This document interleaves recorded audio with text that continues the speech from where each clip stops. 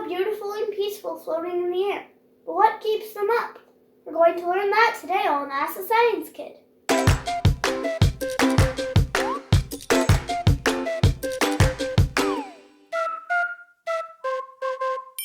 Let's start with some history. Hot air balloons have been around since the late 1700s and were invented by the Montgolfier brothers. The story goes that Joseph Montgolfier first got the idea while watching laundry dry over fire. He saw pockets of air in the cloth that billowed upwards. Whether or not that's true, it is a fact that by 1783, the brothers were ready to undertake the world's first piloted hot air balloon flight. Hot air balloons today operate on the same principles as that laundry. They consist of a large bubble-shaped fabric pocket called the envelope, which connects by cables to the basket in which the passengers ride, allowing the balloon to take the passengers along with it as it goes. At the top of the basket, pointing directly into the envelope, is the burner. Fuel is ignited, heating the air inside the envelope, causing the balloon to rise. When the pilot wants to level off or descend, they control the rate of burn, allowing the air in the envelope to cool and the balloon to lower. But why does the balloon rise? Well, the simple answer is that hot air rises. When the molecules in a gas or liquid heat up, they become less dense. In other words, they spread out. This is because adding heat is the same thing as adding energy, which means as the molecules heat up, they start to move around faster and faster and spread out from each other. Warmer air is less dense than colder air, where the molecules are more sluggish and stay closer together. Substances that are dense will sink relative to less dense substances, and low-density substances will rise relative to denser substances.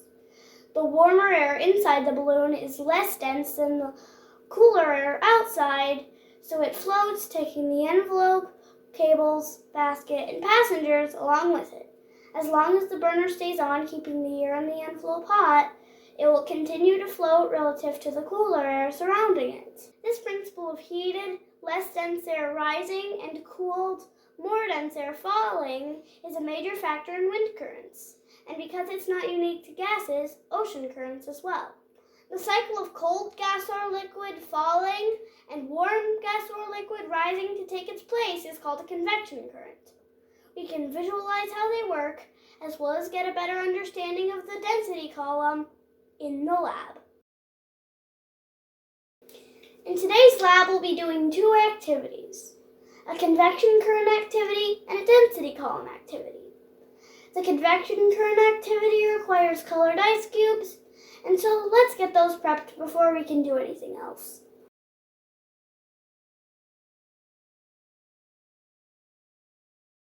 I'm going to go put these in the freezer.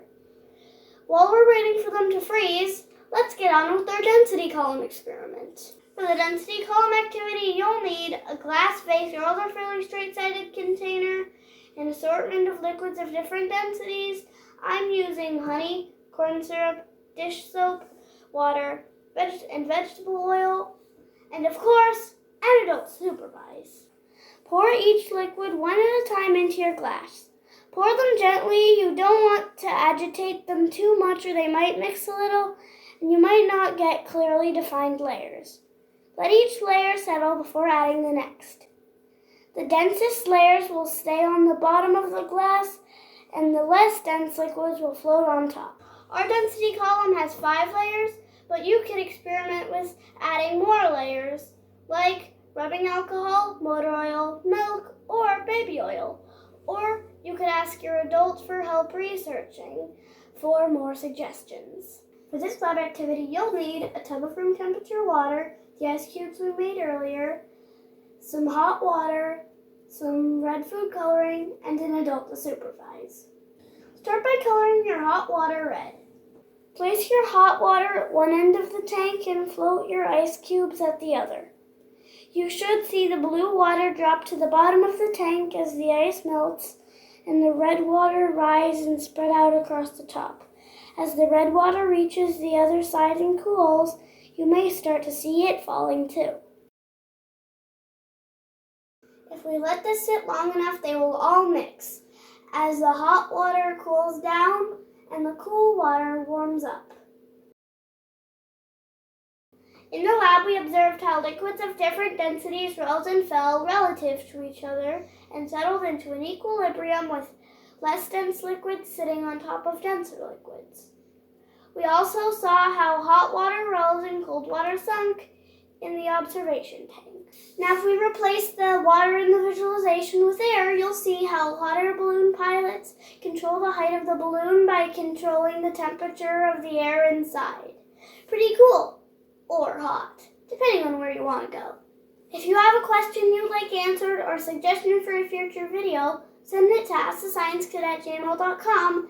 Make sure to subscribe to Ask the Science Kid for more fun facts and answers to kids' science questions.